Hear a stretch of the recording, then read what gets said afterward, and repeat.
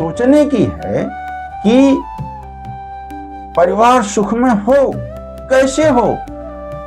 हमें सहारा कहां से लेना है? सहारा लेना है अपने धर्म ग्रंथों से, संस्कार से।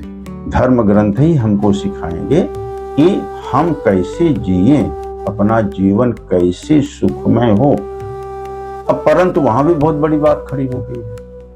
हजारों साल से कि अपना देश दूसरे के सत्ता में था, विदेशी शक्तियां आके यहाँ राज्य किया, तो उन लोगों ने बड़ी बारीकी से हमारे सनातन धर्म पर सेंध लगाने की कोशिश किया, घून जैसा लग गए।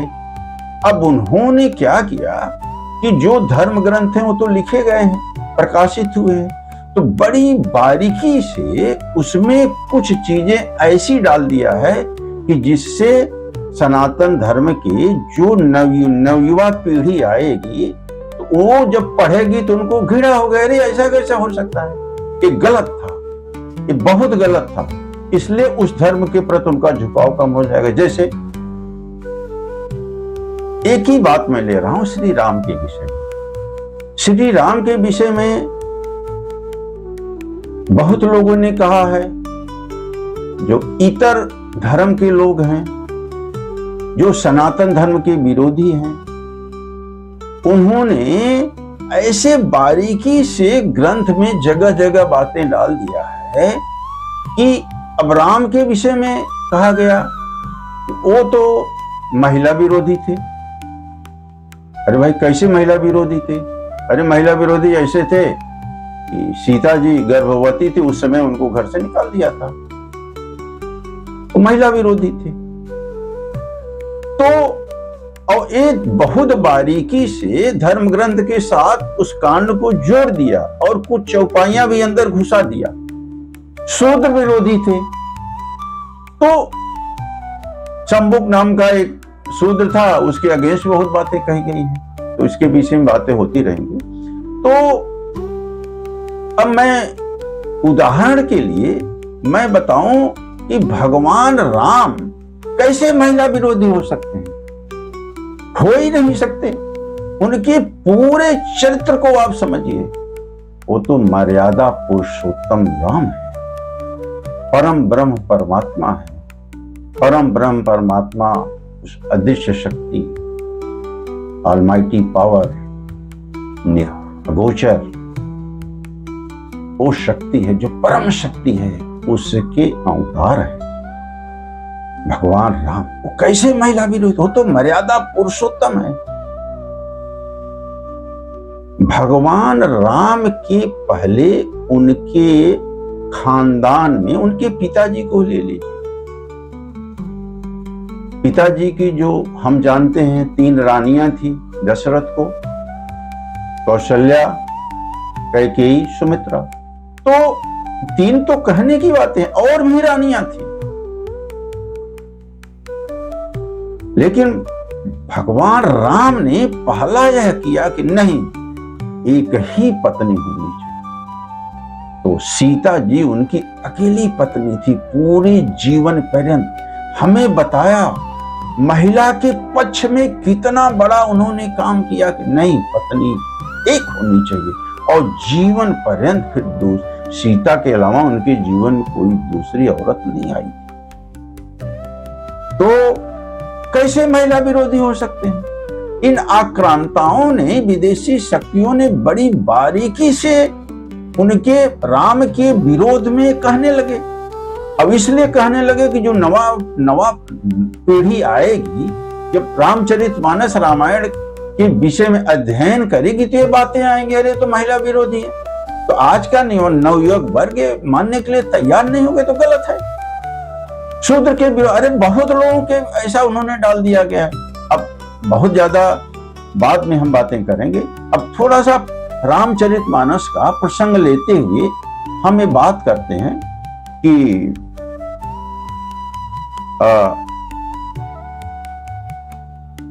भगवान राम और लक्ष्मण को अपने आश्रम में जो वहां पर हवन होता था, अनुष्ठान होता था, हवन और अनुष्ठान को विध्वंस करने के लिए बहुत सारे राक्षस लगे। तो विश्वामित्र को पता चला कि भगवान का अवतरण हो गया है, हम बिना उनके ये राक्षस मारे नहीं जा सकते। तो राम और लक्ष्मण को अयोध्या आके वो ले गए, उनके यज्ञ की रक्षा हुई। यज्ञ की रक्षा होने के बाद उनको पता चला कि जनकपुर में धनुष यज्ञ है, तो धनुष यज्ञ में शामिल होने के लिए विश्वामित्र जी ने भगवान राम से ये कहा कि हम वहां चलते हैं। तो भगवान राम राजी हो गए और ऋषियों मुनियों के साथ में भगवान राम लक्ष्मण के साथ में विश्वामित्र जनकपुर के लिए जा रहे। रास्ते में एक आश्रम मिलता है, जिस आश्रम में एकदम उजड़ा हुआ आश्रम था, न पशु पक्षी थे, कुछ नहीं, न हरियाली थी, न पेड़ पौधे थे, न चिड़िया थी, न कुछ कोई था नहीं। एक शिला वहां पड़ी हुई थी। तो भगवान राम ने पूछा कि गुरुदेव ये क्या है? तो दशरथ जी ने बताया कि ये अहिल्या है, जो पत्थर रूप में यहाँ पड़ी हुई है। उनके पिता गौतम ऋषि ने श्राप दे दिया था। उन्होंने कहा श्राप क्यों दे दिया? कहा कि इंद्र, देवराज इंद्र की नियत सही नहीं थी, तो गौतम ऋषि का भेष बना के यहाँ आया था, और वो गौतम ऋषि उस समय गंगा स्नान करने के लिए सुबह चले गए थे। उसी समय वो आया और कुछ ऐसा व्यवहार किया कि गौतम ऋषि आया और देखे, और उसी समय श्राप दे दिया। तो ये शिला रूप में पड़ी और इंद्र को भी श्राप दे दिया। तो ऐसी पड़ी हुई है। वो तो यहां से चले गए। तो प्रभु आप अपने पैर की धूल लगा देंगे तो ये नारी का उद्धार हो जाएगा। तो ये बाल कांड में दोहा नंबर 210 है, रामचरितमानस से ही है। तो अब धर्म ग्रंथ का अगर सहारा लेंगे रामचरितमानस का, तो निश्चित रूप से अच्छी सी बातें आपके समझ में आएंगी।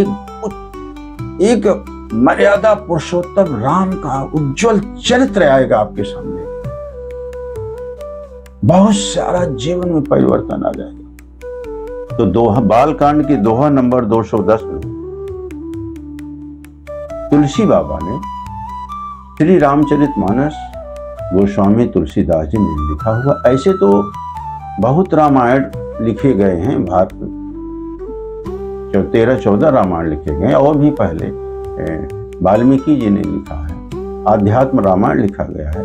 तो इस कलयुग में रामायण कई लिखे गए हैं, हर भाषाओं में लिखे गए हैं। वहां पर कोई जो भी साधु संत हुए, महात्मा हुए, जिनको प्रेरणा हुई भगवान की तरफ, उनके विषय में लिखा। और भगवान तुलसीदास, भगवान के विषय में श्री गोस्वामी तुलसीदास जी ने में रचना किया है। तो उस रामचरितमानस में जो प्रायः बहुत प्रचलित है, हिंदी में है, अवधी में है, तो वहां पर बाल कांड के दोहा नंबर 210 में ये सीधा लिखा गया है, जो उस बैनर के विषय में है। गौतम नारी श्राप बस, गौतम नारी श्राप बस, उपल देह धरि धी। गौतम नारी श्राप बस, उपल देह धरि धी। चरण कमल रज चाहत, कृपा करहु रघुबीर। गौतम नारी श्रापवश उपल देह धरि धीर, चरण कमल रज चाहत कृपा करहूं रघुवीर। ये तो अहिल्या प्रसंग में बातें। तो अहिल्या भगवान राम जो है अपना चरण उठा के चरण रज लगाया, तो पत्थर की शिला अहिल्या रूप में परिणित हो गई। अब देखिए, महिला, हमारे देश की जो महिलाएं हैं कितने उच्च चरित्र की हैं वो। उसने वरदान मांगा, भगवान राम ने कहा बोलो क्या चाहिए। उसने मांगा हमें यही चाहिए प्रभु, हमें हमारे पतिदेव के यहाँ भेज दिया जाए। भगवान राम ने कहा यो मस्त। तो ये तो वो प्रसंग हुआ। अब रामचरित मानस में ही और प्रसंग आता है कि भगवान राम का वनवास हो गया है। वनवास कैसे हुआ, क्या हुआ, ये तो कथा में है ही, आप सभी जानते हैं। भगवान राम का वनवास हुआ। भगवान राम के साथ में सीता, मां सीता और उनके लघु भ्राता लक्ष्मण जी जिद करके साथ में गए। चित्रकूट में अपना एक कुटिया बनाए, वहीं रह रहे। तो भगवान राम को एक दिन इच्छा हुई कि सीता, इतने बड़े सम्राट की बेटी आज हमारे साथ जंगल में भटक रही है, इसकी भी तो इच्छा होती होगी हम आभूषण पहने, हम श्रृंगार करें, लेकिन हमारे साथ में सन्यासिनी बन के, साध्वी बन के रह रही है। जैसे मैं और लक्ष्मण भी वही उसी भेष में थे, वलकल भेष में। सीता जी भी वही थी, राम तो थी, राम को तो आदेश ही हुआ था। तो एक दिन राम को इच्छा हुई कि ठीक है, यहाँ तो और सोना चांदी और भी इनका तो आभूषण पॉसिबल नहीं है, संभव नहीं है।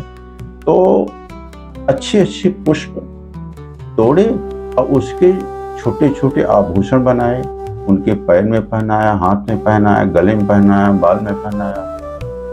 तो पहना के थोड़ी दूर पर एक शिला थी, शिला पर बैठे और देख रहे थे। ठीक उसी समय देवलोक से जितने देवतागण थे, धन्य हो सच्चिदानंद की, धन्य हो सच, वहां से गुणगान कर रहे हैं, हाथ जोड़ के सब देख रहे हैं, निहार रहे हैं। तो देवर्षि देव के जो मेन थे, देवताओं के जो मुख्य थे,